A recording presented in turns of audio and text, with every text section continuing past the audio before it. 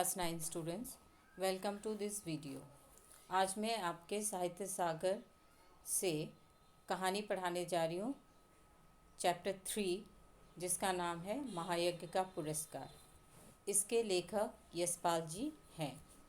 महायज्ञ का पुरस्कार शीर्षक कहानी में यशपाल ने यह स्पष्ट किया है कि जीवों के कष्टों के निवारण से ही प्रभु प्रसन्न होते हैं।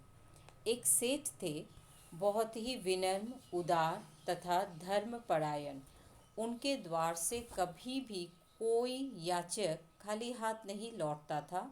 पर एक समय ऐसा भी आया जब वे खुद बहुत निर्धन हो गए। उन दिनों यज्ञों के फल के क्रय विक्रय करने का प्रचलन था।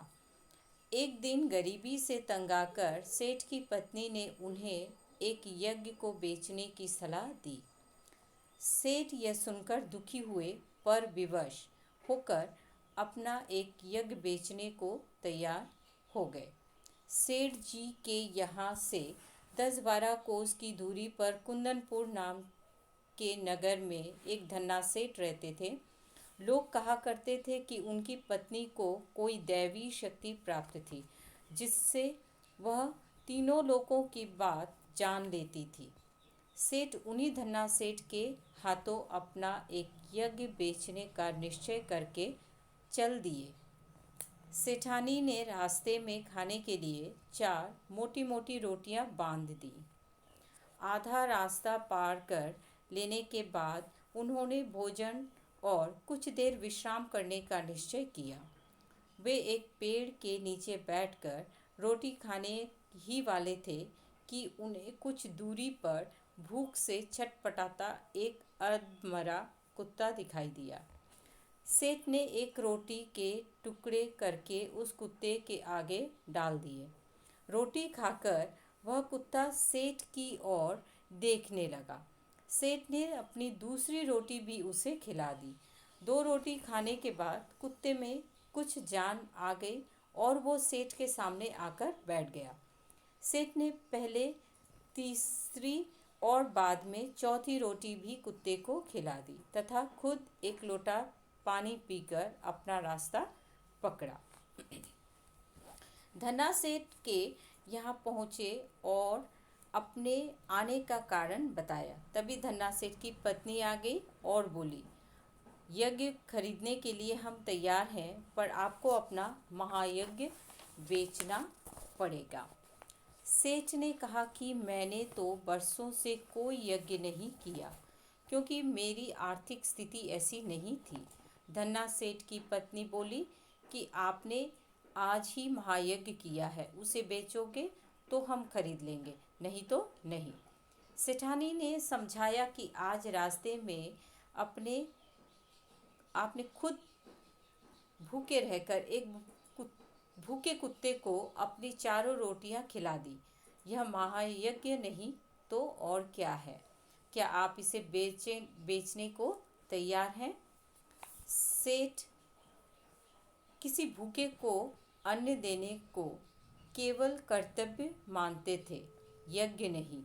उन्होंने चुपचाप अपनी पोटली उठाई और आगे चल दिए। अगले दिन शाम को जब वे घर पहुँचे तो खाली हाथ देखकर सेठानी ने पूछा कि क्या धन्ना सेठ नहीं मिले? सेठ ने सारी घटना कह सुनाई। संध्या के समय जब सेठानी दिया बत्ती जलाने उठी तो रास्ते में किसी चीज़ से ठोकर लगी। दिया जलाकर देखा तो पाया कि दहलीज के सहारे लगे फर्श के पत्थर का चौका ऊपर को हो गया है, जिस पर लोहे का एक कुंदा लगा हुआ था। सेठानी ने सेठ को आवाज़ दी और कहा, देखो तो ये पत्थर कहाँ से उठ गया है, क्योंकि वहाँ पर पहले कोई पत्थर उठा हुआ नहीं था। इसी वजह से सेठानी जो है उनको आश्चर्य हुआ कि अचानक ये पत्थर ऊंचा कैसे हो गया और उसमें एक लोहे का कुंदा भी कहाँ से आ गया। सेठानी ने सेठ को जब आवाज़ दी तो सेठ वहाँ आए और उन्होंने उसे देखा। सेठ जी अचरज में पड़ गए। दिए की रोशनी में उन्होंने ध्यानपूर्वक देखा तो पता चला कि वह तो किसी चीज़ का ढकना है। सेठ ने कुंदे को पकड़कर खींचा तो पत्थर उठ गया और अंदर जाने के लिए सीढ़ियाँ निकल आई। सेठ और सेठानी दिया हाथ में लिए हुए उतरे और उन्होंने देखा। उनकी आंखें चौंधियाने लगी। वह एक विशाल तहखाना था और जवाहरातों से जगमगा रहा था। उन्होंने पत्थर उठाकर जब नीचे सीढ़ियों से उतरे तो अचानक देखकर वो सक पका गए। उन्हें लगा ये क्या है, यहाँ तो जवाहरातों से पूरा जगह जो है वो चमक रहा है, जगमगा रहा है। तभी ये सेठ और सेठानी अचरज में पड़ गए। देव की इस माया का रहस्य उनकी समझ में नहीं आया। दोनों निस्तंभ खड़े थे। तभी अदृश्य पर स्पष्ट स्वर में उन्हें सुनाई दिया, ओ सेठ, स्वयं भूखे रहकर अपना कर्तव्य मानकर प्रसन्नचित तुमने मरणासन कुत्ते को चारों रोटियां खिलाकर उसकी जान बचाई। उस महायज्ञ का ये पुरस्कार है। सेठ और सेठानी इस दिव्य वाणी को सुनकर कृत हुए।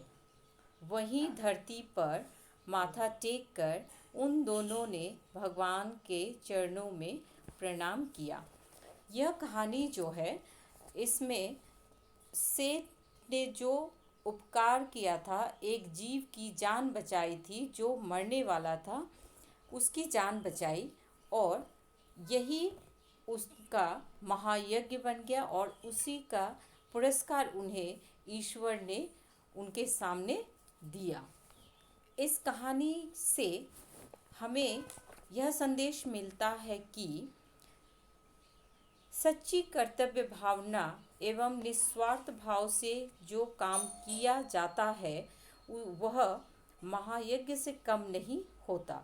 इस प्रकार के कर्म का फल अवश्य प्राप्त होता है। जीवों पर हमेशा दया करना चाहिए क्योंकि ये मनुष्य का कर्तव्य है। प्राणियों की सेवा ही नारायण सेवा होती है।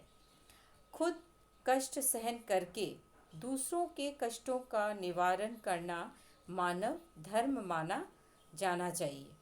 केवल दिखावे के लिए किया गया यज्ञ जो है वो महत्वपूर्ण नहीं होता, महत्वहीन होता है, जिसे हम महत्व नहीं दे सकते।